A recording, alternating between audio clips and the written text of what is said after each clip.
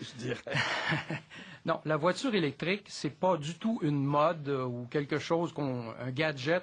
C'est plutôt une nécessité absolue, urgente. Pourquoi? Parce que la planète, le réchauffement planétaire commande de cesser l'émission de CO2. Le pétrole est une ressource finie et lorsqu'on va traverser le pic de production, les prix vont s'emballer et il faut être prêt avant que ça arrive. Donc, l'automobile électrique, on ne peut pas passer à côté. OK.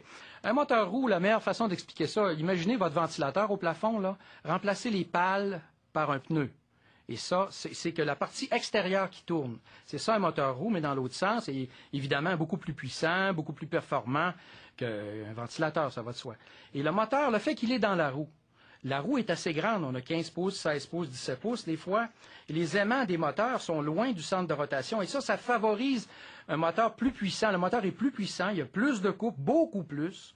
Et quand on en a 4 en plus, ben à ce moment-là, on a des performances que c'est à peu près impossible. Pour l'égaler, il faudrait avoir 4 roues collées dans un gros moteur, ce qui prendrait énormément de place. On n'aurait plus de place pour la batterie, la génératrice pour recharger la batterie et tout. Donc, c'est pour ça qu'en les mettant dans les roues, on peut avoir des moteurs beaucoup plus puissants. Bon, mais ça, les moteurs roues, c'est ça que Pierre Couture, il travaillait là-dessus.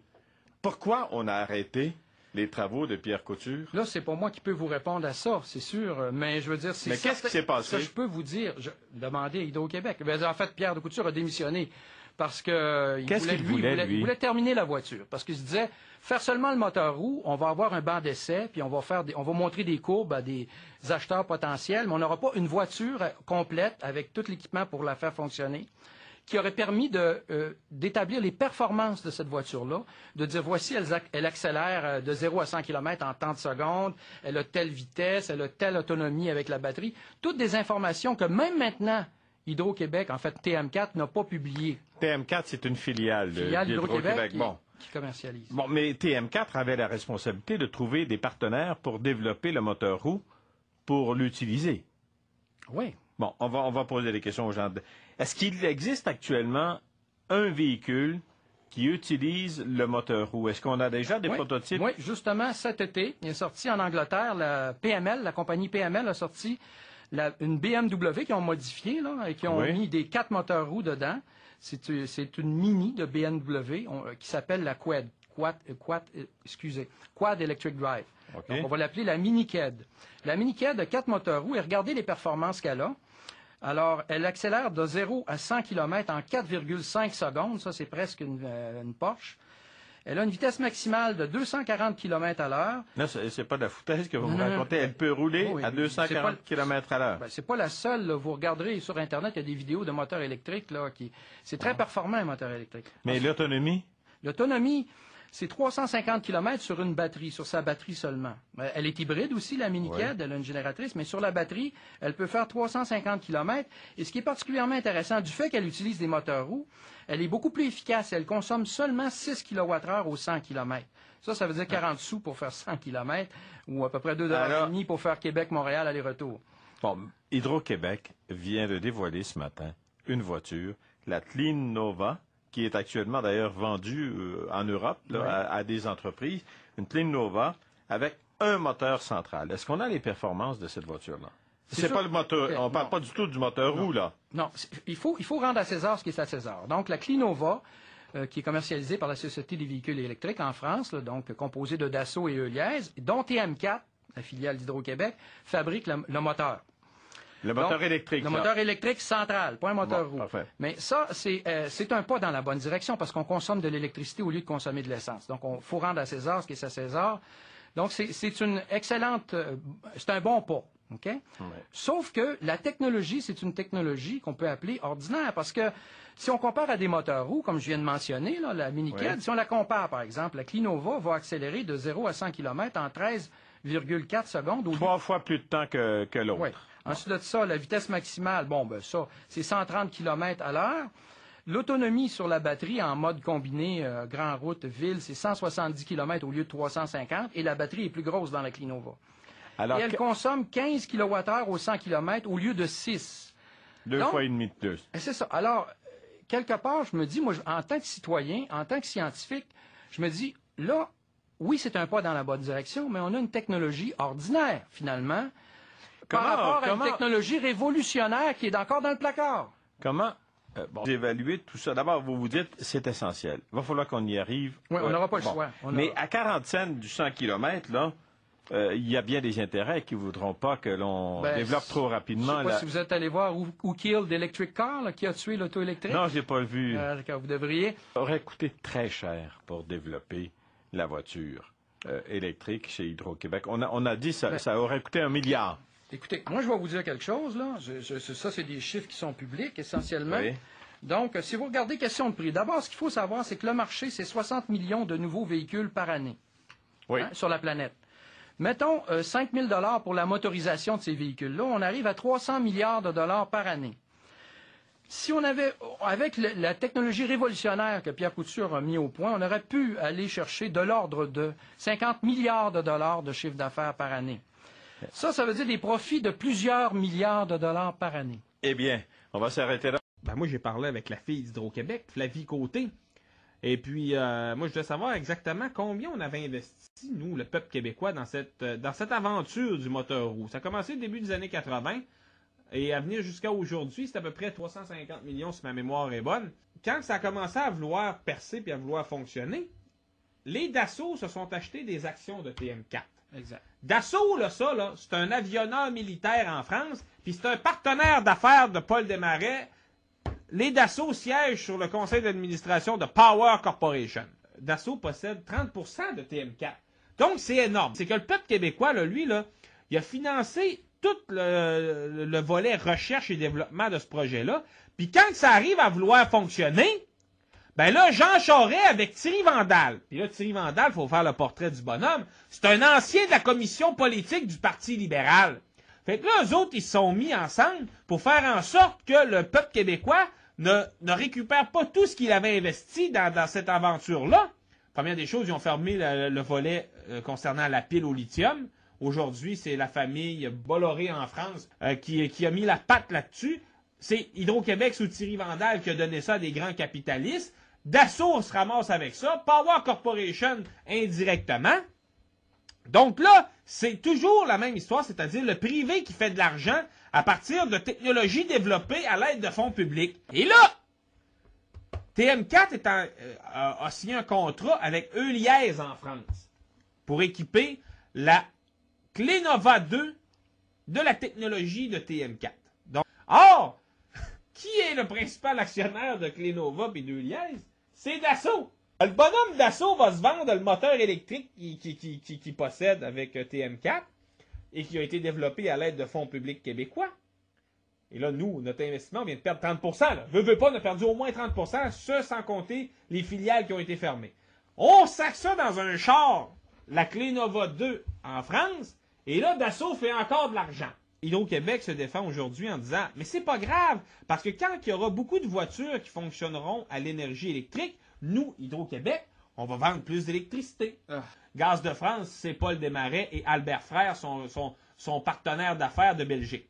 Eux autres, Gaz de France, ils ont mis la patte sur une compagnie d'éoliennes en France qui développe des parcs éoliens au Québec et donc en Gaspésie. Ils ne perdent pas une scène. Ben non! Ils sont gagnants sur toute la ligne. Ils gagnent de tous les côtés, tu sais. Mais ce qui est encore pire dans cette histoire-là, c'est que là, la pile pour embarquer dans un char électrique, on était en avance, nous autres, on était avant-gardistes au Québec pour cette technologie-là. Là, maintenant, c'est les Français qui la contrôlent. Ils vont délocaliser la production des piles. Ça fait que là, les piles vont être faites en Bretagne. Mais c'est pas assez, ça, mon cher ami. Parce que là, la voiture, la Clénova 2, ça intéresse au bout les Chinois. Les Chinois veulent en acheter, le gouvernement chinois veut en acheter. C'est principalement CITIC qui s'occuperait de ça. CITIC, ça, c'est une filiale de l'État communiste chinois qui fait, entre autres, dans le trafic d'armes. Puis André Desmarais, il siège sur le conseil d'administration de la CITIC. Là, on va vous faire plaisir. On va venir les construire chez vous. Ils vont délocaliser aussi en Chine. Fait que le peuple québécois là, qui a investi 300-400 millions là-dedans, on va faire quoi comme argent? Là? Ben, on est perdant sur tout.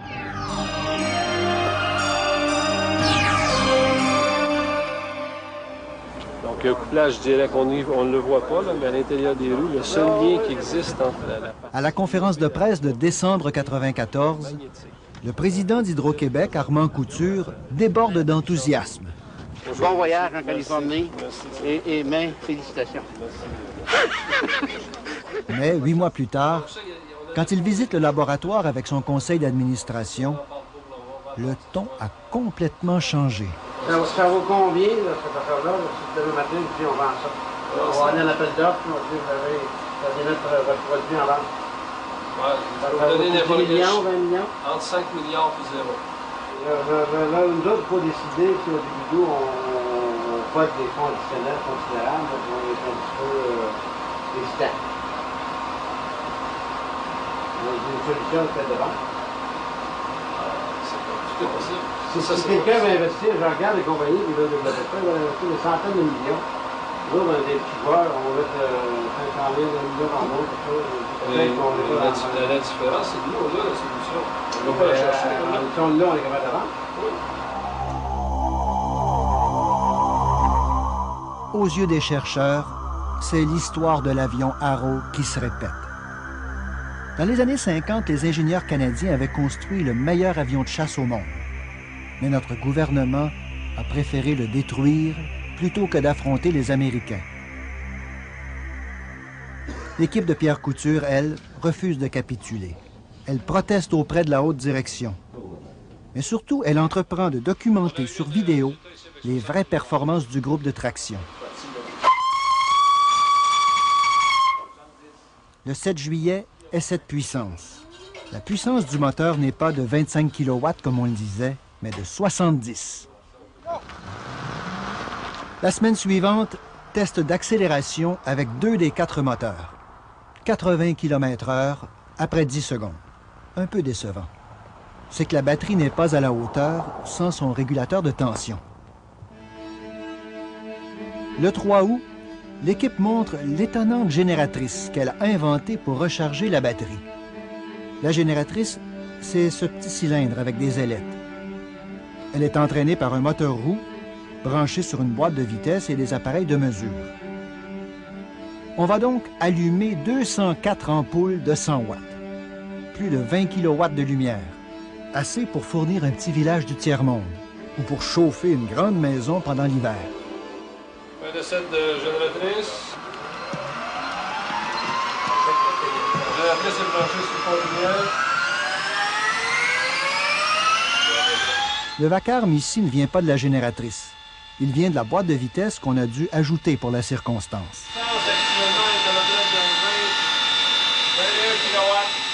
Les créateurs ont donc posé pour la postérité. Ils avaient construit et testé tous les éléments du groupe de traction. Il ne restait plus qu'à les installer sur le prototype. Pourtant, le conseil d'administration d'Hydro-Québec, sachant tout cela, ordonnait le jour même qu'on travaille uniquement sur le moteur et qu'on oublie le reste. La semaine suivante, Pierre Couture abandonne la direction du projet et 17 de ses collaborateurs rédigent une lettre de protestation.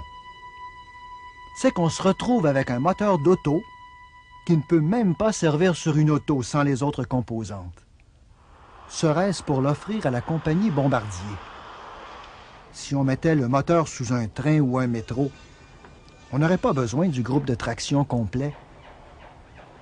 Les explications d'Hydro-Québec? Écoutons Jacques Germain, qui, à la même époque, obtenait des grandes lotos un investissement de 60 millions dans la pile à cèpe. On est tout petit d'Hydro comparativement à GM, Ford et Chrysler. Puis, il faut faire comme de la guérilla technologique, se concentrer là où on est fort, puis aller très vite, protéger la propriété. Protéger la propriété intellectuelle? L'équipe de Jacques Germain n'a obtenu aucun brevet depuis que Pierre Couture a été écarté. D'ailleurs, la génératrice dort sur une tablette, même pas brevetée. Aller très vite? Ford est allé vite. En construisant la Synergie 2010 avec des moteurs roues et une génératrice. Chrysler est allé vite en construisant l'Intrépide ESX, un autre prototype à moteur roue avec génératrice dans le coffre. Par contre, Hydro-Québec piétine sans les inventeurs. Le moteur n'est pas encore au point, même si on a dépensé autant d'argent que Pierre Couture en demandait pour terminer le groupe de traction au complet. Il n'y a encore ni acheteur, ni partenaire. On s'interroge même sur l'avenir du projet. Et dépendant de toutes les réponses à ces questions-là, le coût, les partenaires, etc., une entreprise aura à décider si oui ou non il y a une phase de recherche complémentaire qui pourrait nous amener à un moteur commercial. Sinon, on pourrait décider de fermer le projet. Oui. Oui. Avec le nouveau président d'Hydro-Québec, André Caillé, changement de discours. Et moi, je suis optimiste. Encore une fois, je ne suis pas prêt à lancer la serviette sur le moteur roue. On va aller jusqu'au bout de cette expérience-là. Il s'agit là de mettre les meilleurs cerveaux, les meilleures têtes ensemble. Les meilleures têtes, ne serait-ce pas les inventeurs, ceux qui ont conçu le projet et qui l'ont donné à Hydro-Québec? Pourrait-on ramener ces créateurs, leur permettre d'achever leur travail? Eh bien non, même si Pierre Couture et quelques autres sont toujours à l'emploi d'Hydro-Québec. Qu'il y a eu de la bisbille, c'est l'évidence. Il y a des chercheurs, oui, c'est une expression que je ne connaissais pas. Il y a des chercheurs qui quittent leur projet ou leur travail sans quitter l'emploi. Effectivement, vous avez raison. Je me suis pris, ça, c'est arrivé, effectivement. Et à cause d'une relation qui était totalement insatisfaisante, à l'évidence, pour eux, relation avec les gestionnaires. Puis peut-être du côté des gestionnaires, mes prédécesseurs, il y avait peut-être une opinion semblable, à savoir qui c'était requis. En fait, j'en sais rien. Je ne l'ai pas demandé. Je trouve pas ça important de le savoir, qui était requis de changer ces personnes-là. Moi, quant au passé, là, je ne peux pas rien y changer. J'ai rencontré M. Couture, oui, puis il m'a expliqué ses raisons. Je reçois ces raisons, mais encore une fois, moi, en ce qui concerne le passé, hélas, je suis comme tous les autres, j'y peux rien, carrément rien. Si vraiment Hydro-Québec n'y peut rien, est-ce que ça met fin au projet d'une industrie québécoise de l'auto électrique?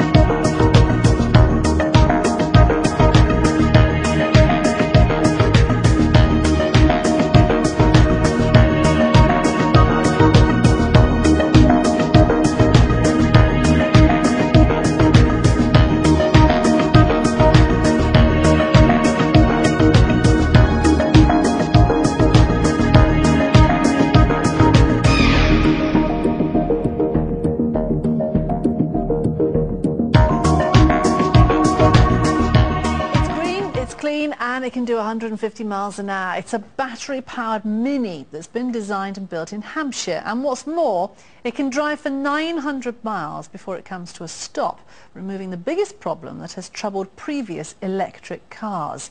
Is a little company from Alton about to change the face of motoring? Well, here's our transport correspondent Paul Clifton to tell us. This project is about reinventing the wheel. Inside each wheel is a separate electric motor. The power for that comes from here, a bank of lithium batteries. But each time the wheel breaks, that energy is stored and put back into the batteries. In the back of the car is a very small petrol engine, smaller than a motorbike's, and that generates more power for the battery. Critically, it gives this car a range of 900 miles. That gets round the big problem with other battery cars. They take a long time to recharge. It's been investigated by a number of major car manufacturers already, and every one of them has come back and claims this to be the most advanced electric drivetrain system in the world. This Mini matches any supercar, 0 to 60 in 4 seconds. I think that probably in the next 4 to 5 years, probably 25% of all new vehicles manufactured worldwide will have some form of electric drivetrain. Inside, there's no gearbox, no clutch, just 3 buttons: park, drive and reverse. And this car can go just as fast backwards as forwards. Inside the wheel, microcomputers process 4,000 calculations a second. The wheel can think for itself. It's being developed with the University of Portsmouth. It's artificial intelligence. It's what's called neural networks. And these neural networks learn as you're driving, just like we do. And it makes sure the car doesn't get into a skid or you haven't got excessive body roll. It's early days. The car's not moving yet. It will hit the test track later this summer. Paul Clifton, BBC South Today, Alton. Bonjour tout le monde, je suis 911 Allo, le paranoïaque, le gars qui aime les complots. Ça donne, je suis ingénieur en électronique, puis j'ai passé des entrevues pour le moteur Roux de TM4. J'ai passé des entrevues, plusieurs entrevues aussi pour Avestar de Boucherville qui avait développé des piles au lithium superbes, un maudit beau produit. C'est à peu près gros comme ça, plus léger que l'eau, le lithium est très léger, c'était intelligent, ça pouvait contenir 3 kWh juste dans ce volume-là. C'était capable de se recharger puis de se décharger avec une efficacité d'auto de 96 ou 98%. En couplant, c'est des choses qui ont été développées à l'IREC, l'Institut en recherche d'électricité du Québec, qui est propriété de l'Hydro-Québec. Et puis, finalement, ben, ils ont sorti, quand ça commençait à être trop beau, là, ils ont sorti ça, ils ont envoyé ça dans le privé. Eux, ils ont fait toutes sortes de magouilles, là, puis quand le produit t'a rendu trop bon, ben, oups, Avestar fait faillite pour des raisons qui sont même pas canadiennes, là, une couple de batteries qui ont pris en feu dans des salles de télécom.